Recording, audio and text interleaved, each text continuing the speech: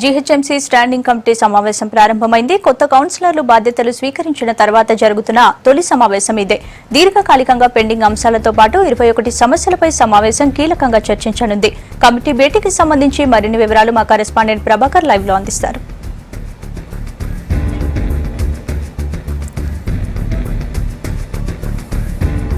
కొద్దిసేపటి క్రితమే standing council GHMC తొలి స్టాండింగ్ కౌన్సిల్ సమావేశం ప్రారంభమైంది. 3:30కు కౌన్సిల్ సమావేశం ప్రారంభమైంది. దాదాపుగా 21 అంశాలకు సంబంధించిన ఎజెండాను స్టాండింగ్ కౌన్సిల్ ముందు ఉంది. దాదాపు నగరానికి సంబంధించి ఎట్లాంటి ప్రాజెక్టులు ఉన్నాయి, ఎస్ఆర్డీపీ కానీ, ఫ్లైఓవర్స్, స్కైవేస్, రోడ్లు, శానిటేషన్, ఈ అంశాలకు సంబంధించిన డిస్కషన్ జరగబోతుంది. అధికారులతో పాటు అటు మేయర్, స్టాండింగ్ కౌన్సిల్ 15 మంది సభ్యులతో పాటు జోనల్ ఆఫీసర్స్, అట్లాగే అడిషనల్ కమిషనర్స్ అందరూ కూడా పాల్గొన్నారు.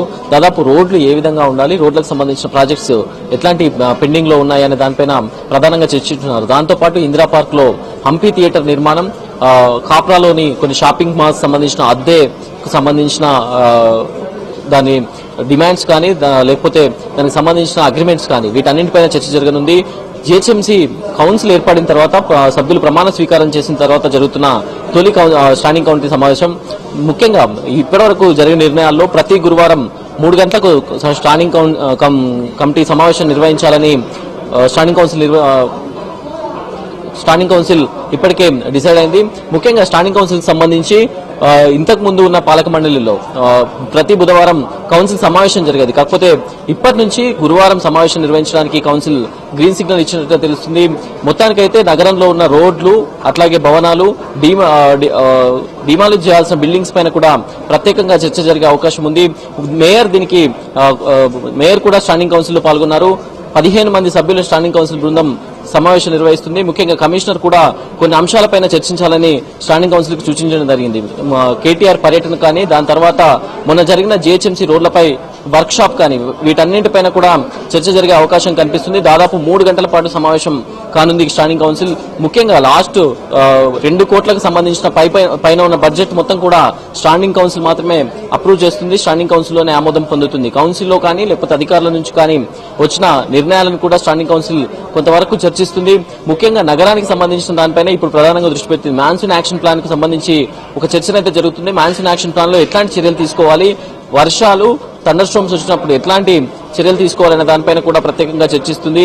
ముఖ్యంగా బడ్జెట్ కు సంబంధించి పెండింగ్ బడ్జెట్స్ ఏమవున్నాయి, పెండింగ్ సంబంధించిన ఇష్యూస్ ఏమున్నాయనే దానిపైన కూడా చర్చ జరుగుతుంది. పెండింగ్ ఇష్యూస్ లో ఉన్న వాటిని ప్రధానంగా తీసుకుని 21 అంశాల్లో రోడ్లు, అట్లాగే శానిటేషన్ కు అధిక ప్రాధాన్యత ఇచ్చే విధంగా కౌన్సిల్ సమావేశం జరగనుంది. ముఖ్యంగా మళ్లీ కౌన్సిల్ సమావేశం ఎప్పుడు నిర్వహించాలనే దానిపైన కూడా చర్చ జరిగే అవకాశం అయితే కనిపిస్తుంది. మొత్తానికైతే బడ్జెట్ కు సంబంధించిన చర్చ ప్రధానంగా జరిగే అవకాశం కనిపిస్తుంది. జీహెచ్ఎంసీలో చాలా కాలంగా పెండింగ్ లో బడ్జెట్ లేక ఉన్న ప్రాజెక్టులపై కూడా బడ్జెట్ కేటాయించే అంశాలపై కూడా చర్చ జరిగే అవకాశం అయితే కనిపిస్తుంది. ఇంకొక 2 గంటల్లో స్టాండింగ్ కౌన్సిల్ నిర్ణయాలు, అట్లాగే తీసుకున్న డిసిజన్స్ అన్ని కూడా బయటకు రానున్నాయి. స్పందన చెప్పండి, మరి 14వ ఆర్థిక సంఘానికి పంపించే నివేదిక ఎలా ఉండబోతోంది? ఏ అంశాలను హైలైట్ చేయనున్నారు? జీహెచ్ఎంసీకి సంబంధించి 14th ఫైనాన్స్ కమిషన్ కి సంబంధించి ఎట్లాంటి ప్రతిపాదనలు పంపాలి, ముఖ్యంగా జీహెచ్ఎంసీ ఇప్పటికే లోటు బడ్జెట్ తో ఉందని వార్తలు వస్తున్నాయి. మొన్న కౌన్సిల్లో మాజీ సదస్యుని అడిగిన ప్రశ్న కూడా జీహెచ్ఎంసీ కౌన్సిల్ సమాధానం చెప్తూ దాదాపు ఇప్పటికే ఎస్ఆర్డీపీ పైన 1000 కోట్లు ఖర్చు పెట్టబోతున్నాం, అట్లాగే 100 కోట్లు మెయింటెనెన్స్ కు అవుతుంది, జీతాలకు అవుతుంది. సో జీహెచ్ఎంసీ లోటు బడ్జెట్ వెళ్లే అవకాశం ఉంది. కాబట్టి యూనియన్ బడ్జెట్ కేటాయించే బడ్జెట్ కు సంబంధించి ఎట్లా ఉండాలి, అట్లాగే రాష్ట్ర బడ్జెట్ కు సంబంధించి ఎట్లా ఉండాలనే దానిపై ఆర్థిక సంఘం విడుదల చేసే నిధుల కోసం కూడా ప్రతిపాదనలు ఎలా రెడీ చేయాలి, ఆర్థిక సంఘానికి ఎట్లాంటి ప్రతిపాదనలు పంపించాలి, ముఖ్యంగా ఎట్లాంటి నీడ్స్ మనం చెప్పాలనే దానిపైన కూడా చర్చిస్తుంది. ముఖ్యంగా రోడ్లకు సంబంధించి కానీ, లేకపోతే శానిటేషన్ కి సంబంధించి కానీ మనం ఇంతకుముందు చెప్పుకున్నట్లుగా ప్రధానంగా ఎక్కడెక్కడైతే అవసరం అవుతాయో, ఎక్కడెక్కడైతే నిధులు ఉన్నాయో అనే దానిపైన టోటల్ డీటెయిల్ ప్రాజెక్ట్ రిపోర్ట్ ను కూడా తయారు చేసి 14th ఫైనాన్స్ కమిషన్ కి పంపించడానికి రెడీ అవుతుంది. ముఖ్యంగా స్టాండింగ్ కౌన్సిల్ లో అప్రూవ్ అయితే దాన్ని పంపించడానికి వీలుంటుంది. అంటే జనరల్ బాడీకి సంబంధం లేకుండా జనరల్ బాడీలో చర్చ జరిగిన తర్వాత కూడా, చర్చ జరగకుండా కూడా స్టాండింగ్ కౌన్సిల్ నిర్ణయం తీసుకుంటే సరిపోతుంది.